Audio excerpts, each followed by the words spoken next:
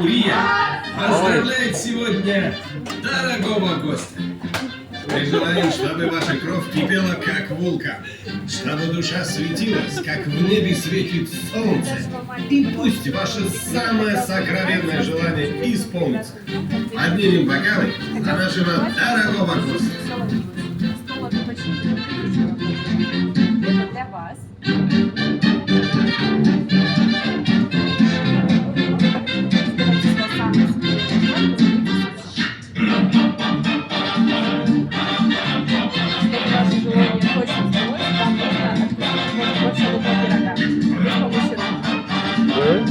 Без помощи рук.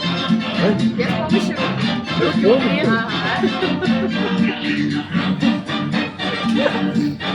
О, что будет? Так, это для вас. По нашей маленькой